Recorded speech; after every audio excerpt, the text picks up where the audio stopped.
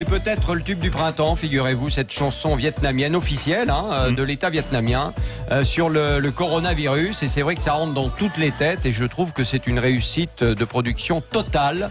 Je ne sais pas ce que ça va donner, mais en tout cas, c'est bien parti pour être le tube du printemps, franchement. Oui, non, mais on dit comme ça les choses, mais voilà. Les Vraies Voix sur Sud Radio, c'est avec Yael Mellul, c'est avec Philippe Bilger, avec Philippe David, avec Philippe Rossi et ce débat. Le coronavirus, le nombre de cas progresse sans cesse, 377 cas ce soir et c'est pas fini malheureusement. Question, coronavirus, faut-il passer au stade 3 de l'épidémie? 0826 300 300 et bien sûr les réseaux sociaux, mon cher Philippe Rossi. Et les réseaux sociaux aussi bien sur Twitter que sur Facebook, c'est un oui à 72%. Sud Radio, les vraies voix.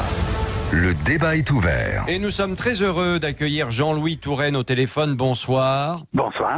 Ancien médecin, immunologiste et député La République En Marche du Rhône. Bon, il s'en souvient pas, mais lorsque j'étais reporter, nous avions déjeuné ensemble à l'Assemblée nationale et vous étiez socialiste à l'époque, si mes souvenirs sont bons. Voilà. J'ai gardé les mêmes valeurs. Vous avez les mêmes valeurs, bon, très bien. Mais je ne sais pas si avec Macron c'est vraiment les mêmes valeurs, mais ça c'est un autre débat. En biologie, il y a C'est un autre débat. En biologie, il y a des espèces en voie de disparition, les socialistes en font partie. Oui, voilà, oui. Non, mais maintenant il y a La République En Marche. Voilà. Et en ce moment, je me consacre à essayer de protéger la population face à ce nouveau défi d'une épidémie, après avoir dans le passé lutté contre l'épidémie du sida et d'autres virus. Oui, puisque vous êtes médecin immunologiste et vous connaissez bien évidemment tous ces problèmes. Alors tiens, tout d'abord, 2 nouveaux morts dans l'Oise, donc ça porte à 6 le nombre de morts total ce soir. 377 cas, 92 de plus qu'hier, donc ça grimpe à une vitesse absolument incroyable en 24 heures. 92 cas de plus justement. C'est inquiétant, Jean-Louis Touraine, le fait que ça s'accélère là. C'est l'évolution normale d'une épidémie. Nous sommes sur la phase ascendante. Il va y avoir de façon assez rapide une augmentation des cas, malencontreusement. Et contre cela, on ne peut que freiner, ralentir, diminuer. On a le sentiment qu'on n'arrive pas vraiment. C'est le fameux stade 2, mais on a le sentiment qu'on n'arrive pas là justement à freiner. On va arriver au stade 3. C'est-à-dire le stade où les différentes régions françaises, et non pas seulement quelques foyers, sont concernés. Donc ce sera effectivement une épidémie et celle-ci va passer par un pic avant de redescendre, parce que nous avons tous confiance que en Europe, comme c'est déjà maintenant le cas en Chine, nous serons ensuite sur la phase descendante. Mais ce qu'on cherche à faire, c'est éviter qu'il y ait le plus possible un nombre excessif de personnes atteintes et surtout qu'il y ait des conséquences létales, qu'il y ait des gens fragiles qui soient exposés à ce virus. Parce que vous le savez, ceux qui décèdent le plus sont les gens les plus vulnérables. Les plus fragiles. C'est pas seulement les personnes âgées, même si de fait plus de 80% des décès sont sur des gens de plus de 60 ans, mais à 60 ans on se sent encore assez jeune et donc il faut être effectivement prudent. Les enfants eux-mêmes sont atteints. Il y a quelques cas, mais qui semblent beaucoup moins importants. Il y a 20%, 20% qui sont chez entre 1 et 18 ans. 20% des gens contaminés entre 1 et 18 ans. Mais après, il faut aussi remettre quand même les choses à leur place. Si mes informations sont bonnes, on a en réalité qu'une quinzaine de personnes qui sont hospitalisées à l'heure qu'il est sur tous les cas que j'ai dit tout à l'heure. Tout à fait. Sur les 377 cas, il y a eu 6 morts, ce qui est évidemment très regrettable. Et il y a une quinzaine de patients qui ont une forme très sévère actuellement en réanimation, dont on espère que la plupart vont guérir.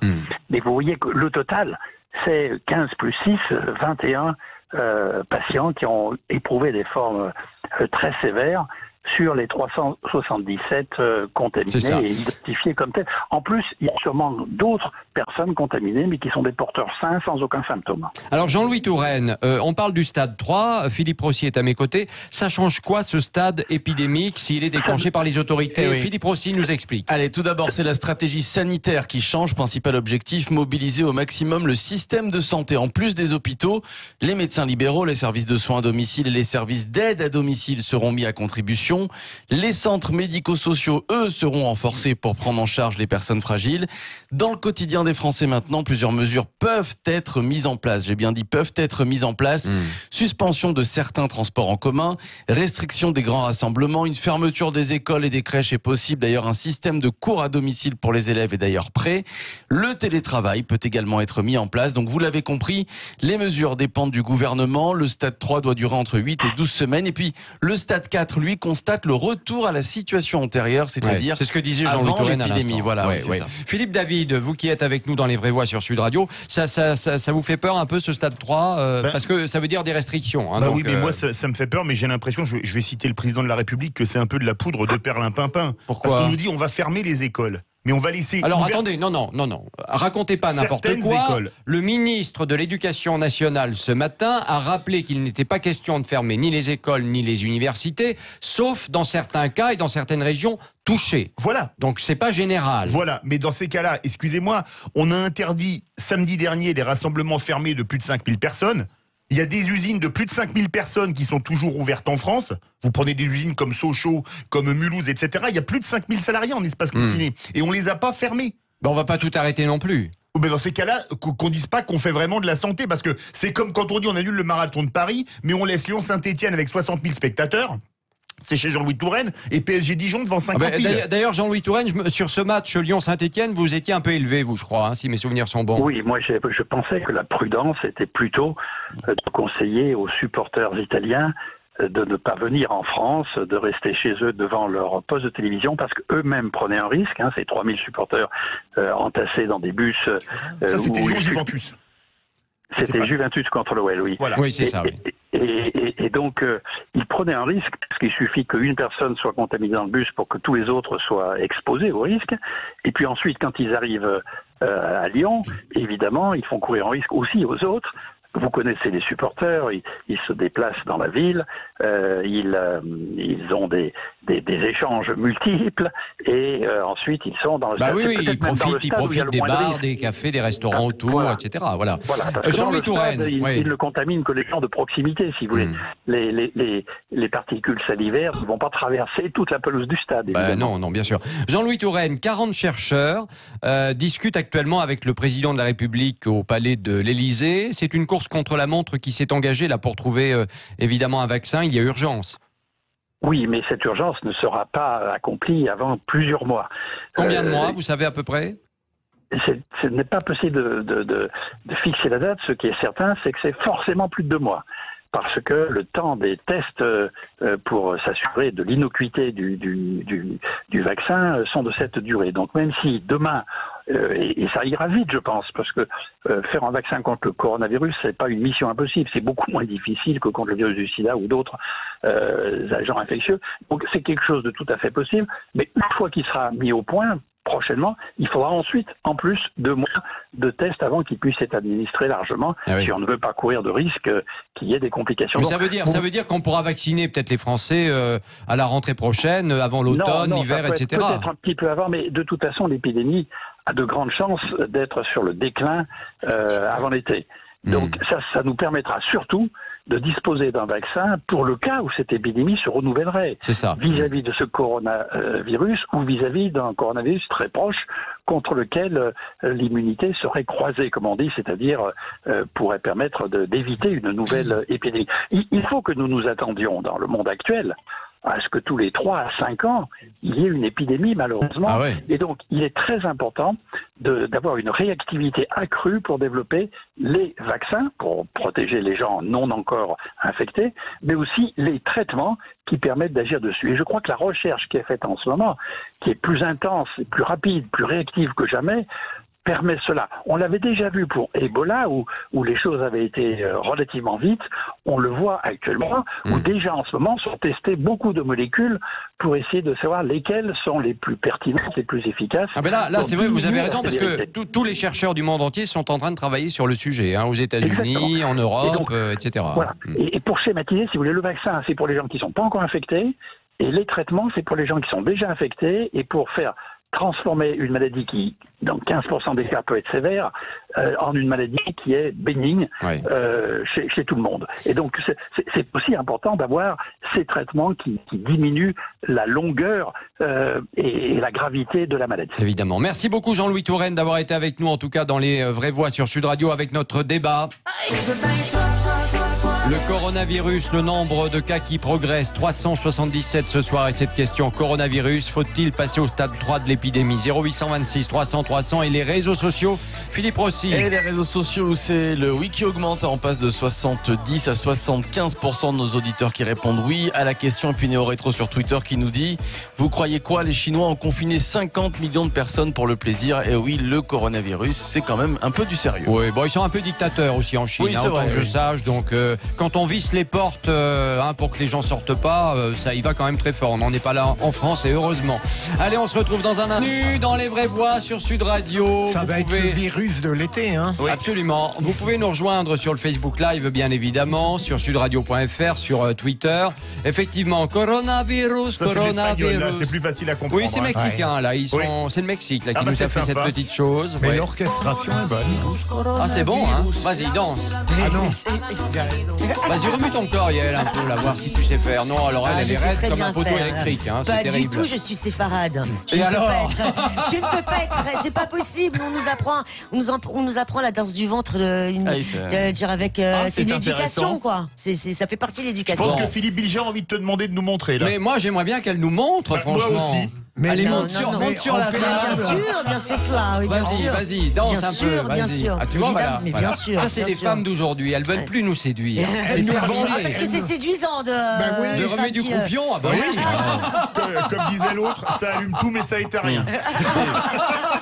Déjà que tu fais pas la cuisine. Ah si, Picard. Oh mon Dieu. Bon, chers amis, revenons à des choses plus sérieuses, évidemment, avec ce coronavirus qui nous inquiète tous. Le nombre de cas qui progresse, 377 ce soir, dernier comptage. Et cette question, coronavirus, faut-il passer au stade 3 de l'épidémie? 0826 300 300 et les réseaux sociaux dans les Vraies Voix. Philippe Rossi, ça donne quoi? Les réseaux sociaux, toujours beaucoup d'auditeurs, en tout cas une grande majorité, qui veulent un stade 3, que le gouvernement active enfin le stade 3, oui, à 76%. Eh bien, on va voir si tout le monde est d'accord, puisque Philippe de Arles est avec nous. Salut Philippe. Bonjour les amis. Alors Philippe, quel est votre sentiment, vous? Je vois que votre bonne humeur est beaucoup plus contagieuse que le virus. Ah non, mais attendez, Philippe, moi je vais vous dire un truc. Pendant qu'ils recherchent les médicaments, pendant qu'ils recherchent le vaccin, nous on a déjà un remède. C'est le rire. Eh bien, écoutez, c'est pour ça que je vous appelle. Ah bah voilà. Parce que d'ailleurs, vous avez fait le rire en chanson parce que Oui. après I'm Just Grivolo de il y a pas longtemps, voici que maintenant il y a le connard au virus. C'est une de vos auditrices qui a fait ça hier. C'est Le vrai, connard c'est au vrai. virus. Hier, elle a dit ça, Parce que oui, c'était effectivement. mélanger des crayons. Donc ça fait d'excellentes chansons, tout ça. Vous voyez que l'humour reprend le dessus très rapidement. Heureusement, heureusement. Voilà, donc il faut le faire. Bon, pour parler plus sérieusement, j'aimerais pas être à la place des décideurs parce que plus personne n'a confiance aujourd'hui. Les gens, c'est qu'à de le dire, ne savent plus à quel sein se vouer. Peut-être qu'il vaudrait mieux boire de la Corona pour oublier. Mais malgré tout, stade 3, bon, sans doute, mais je vais prendre un exemple tout bête. Savez-vous quelle est la moyenne de gens qui fréquentent un hypermarché par jour ? Oh, j'ai pas le chiffre. C'est énorme. Ça dépasse 5000 dans beaucoup Oui, d'hypermarchés. ça c'est sûr. Donc, vous imaginez, les billets, les postillons, les caissières, on rentre, on sort, le machin. Si on va dans cette logique-là, c'est terrifiant. Bon, alors, effectivement, les décisions sont difficiles à prendre parce qu'on va nous dire « Ah ouais, mais là, vous avez fermé, là, vous avez laissé ouvert, c'est pas bien, il y a le... » Oui, c'est sûr que c'est compliqué. C'est compliqué à gérer. Alors, il y a des foyers. Donc, ce qu'il faut, c'est faire la guerre aux foyers. Il faut isoler. C'est un combat. Je comparerais ça dans une métaphore militaire. C'est un combat, on va dire, de rue. Ce n'est pas un combat global, si vous voulez. C'est pas une guerre. Oui, c'est par quartier concerné, voilà, etc.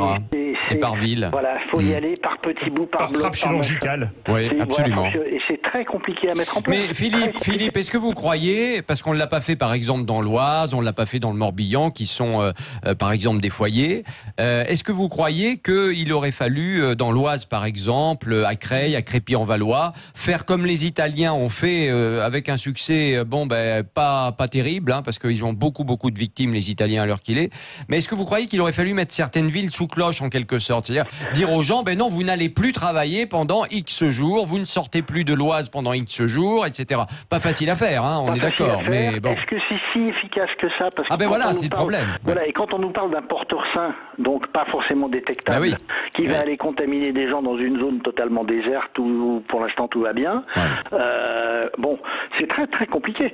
Alors, les virus, il y en a toujours eu, il y en aura. Ce qui fait que les gens se précipitent aujourd'hui en librairie pour lire La Peste de Camus. On n'est pas à ce stade-là parce que maintenant on est dans là c'est pas tout à fait la même chose. Voilà. Mais moi je m'inquiète beaucoup pour les pays sous-développés qui n'ont pas nos moyens thérapeutiques, qui n'ont pas notre force de frappe de santé. Et c'est pour ça que il faut préserver l'hôpital et la santé parce que c'est sans doute la barrière de défense la plus efficace qui puisse exister. Le problème que l'on a quand même globalement, et ça on n'en parle pas beaucoup, mais c'est vrai que ces virus, ils naissent bien d'une manière ou d'une autre. Et à chaque fois, on s'aperçoit que ça vient d'animaux. Oui, là c'est le cas par exemple du pangolin. Là c'est le pangolin en Chine, mais attention, la plupart du temps ça vient des chauves-souris qui sont de véritables réservoirs à virus. Et justement en Afrique, vous parliez des pays qui pourraient être en difficulté parce qu'ils n'ont pas les mêmes moyens que nous en termes de santé. En Afrique, vous avez des chercheurs qui travaillent depuis des années, qui ont travaillé évidemment sur Ebola, etc. Mais qui travaillent sur cette histoire de chauve-souris qui est un réservoir à virus parce qu'on n'arrive toujours pas à comprendre pourquoi ces chauves-souris sont des réservoirs à virus alors qu'elles ne sont pas malades. C'est ça qui est quand même incroyable. Elles ne sont pas malades. C'est parce qu'elles ont un système immunitaire qui les protège. Oui, mais alors comment faire pour faire en sorte que... Le problème, j'ai lu dans une revue sérieuse sur Internet, mais vraiment une revue sérieuse, que ce type d'infection, c'est-à-dire qui viennent d'animaux, avec les principes avec la déforestation qui se multiplie, etc., et des animaux qui n'étaient pas au contact de l'homme, et qui maintenant sont au contact de l'homme, font qu'il va y avoir de plus en plus de ce type de maladie. Vous prenez un pays comme le Brésil où on déforeste massivement, d'accord ? Très dangereux ça. Très dangereux. Et il y a des animaux qui n'étaient pas au contact de l'homme parce qu'on va pas dans la jungle amazonienne, etc. D'accord ? Et là, ils sont au contact de l'homme, des virus se rencontrent, mutent, etc. Donc ça va aller de crescendo et de mal en pis. C'est ça le problème. Par contre, Philippe disait une chose vraie. Le rire, c'est très bon pour le système immunitaire. Parce que quand on rit, on produit des globules blancs. Et comme c'est les globules blancs qui nous protègent des bactéries, des parasites et des virus, le rire, c'est très bon pour sa santé. Mais toi, t'as une bonne tête de globules blancs, en tout cas. Non, c'est vrai, je trouve que t'as une tête de globules. Oui. Ça te va bien, d'ailleurs. Vous, comme vous avez le teint un peu rouge, je ferai le globule blanc, vous ferez le globule rouge. Exactement, voilà. Bon, Frédéric est avec nous. Salut, Frédéric. Eh oui, bonsoir à vous les vrais voix. Comment ça va, Frédéric? Merci de me prendre l'antenne. Donc oui, c'est vrai que le rire est communicatif plus que c'est déjà pas mal. Parce que puis c'est gratuit, Et c'est gratuit, ça, et en plus c'est bon pour la santé. Après, si vous faites une cure de vitamine C et un peu de titri, ça peut aider peut-être à combattre ce virus. Mais honnêtement, non, pour être sérieux, je crois que ces virus, comme tous les autres virus, il va être très compliqué si on n'a pas de vaccin pour le contenir. Ça sera et vous savez quoi, on peut se laver 50 fois les dents, les mains et tout ça, mais on va toucher quelque chose qui est contaminé, on va le retransmettre. Et il faut passer justement au stade 3 de l'épidémie, restreindre un certain nombre de choses, de transport, tout ça, à votre avis? Mais non, je pense pas. Mais comment on va faire? L'économie va se casser la pipe. C'est déjà un peu le cas, là, oui. Oui, c'est vrai que là, on est mal, on est vraiment pas bien. Et depuis 2009, de toute façon, l'économie est très mal. Donc ça, on n'en parle pas tous les jours, mais c'est le cas. Mais comment on va faire? Les enfants qui ne peuvent pas aller à la crèche, c'est les parents qui vont les garder. Comment ils vont faire pour payer leur crédit? Qui va subvenir en fait à ce manque? Et qui va faire les courses? Et qui va... Vous voyez, j'imagine, c'est pour moi, honnêtement, et je pense que je comprends pas, quoi, je comprends pas, c'est leur avis, les internautes qui mettent à 76%, c'est ça, pour passer au stade 3. Mais je me demande s'ils s'en rendent compte, en fait. Mais parce que les gens ont peur, et c'est vrai que les gens ne se rendent pas compte de ce que ça signifie si on va jusqu'au bout des choses. C'est-à-dire si effectivement on restreint beaucoup plus de choses qu'on imagine en réalité. Vous parliez d'ailleurs, non mais Philippe David d'ailleurs me parlait tout à l'heure à midi quand nous déjeunions ensemble à la cantine de Sud Radio de l'automobile. C'est vrai que l'automobile par exemple ça pose question. Ah bah ça pose question. Moi j'ai lu un dossier encore une fois dans une revue sérieuse. Le nord de l'Italie c'est l'endroit qui produit le plus de pièces plastiques. Et je disais que pour les voitures. Pour les voitures, même pour le reste. Hein. D'accord. Et pour PSA Sochaux, par exemple, qui est la plus grosse usine PSA en France, il y a plus de 9000 salariés et plus de 1500 intérimaires. Ils avaient lundi dernier 12 jours de stock de pièces plastiques. C'est-à-dire que vendredi prochain, ils ne peuvent plus finir une voiture. Vous vous rendez compte du truc? Il y aura du chômage technique. Oui. C'est ce qui va se passer. Après, amusez-vous à arrêter les usines sidérurgiques où là, c'est en flux constant avec une chaleur à maintenir, etc. Je vous dis pas pour l'économie, mais là, c'est la méga récession. Le problème, c'est qu'on a des économies qui sont imbriquées d'un pays à l'autre, d'un continent à l'autre, etc. Et que là, ça devient très dur, forcément. Ah mais là, c'est catastrophique. Là, c'est catastrophique. Merci à tous ceux qui ont appelé, évidemment, les vraies voix de Sud Radio avec notre débat. Le coronavirus, le nombre de cas progresse, 377 et c'est pas fini. Et cette question, coronavirus, faut-il passer au stade 3 de l'épidémie? Résultat sur les réseaux sociaux, Philippe Rossi. Allez, score final sur Facebook, sur Twitter, c'est un grand oui à 71%. Ah ben là c'est pas mal comme tu bouges ton corps, Yael. Là. Ben, tu vois que tu sais faire quand tu veux. Mais je n'ai rien fait encore. Ah bah si, moi je t'ai vu. Mais c'est rien ça. Ah c'est rien? Mais oui, c'est rien ça. Ah bon? Mais bien sûr. Ça y est. Oh là là. Philippe qui est dans les quelle yeux. émotion. Philippe c'est bleu aussi. Oh quelle émotion. Là j'ai l'impression de voir un gamin qui voit je suis tout ému.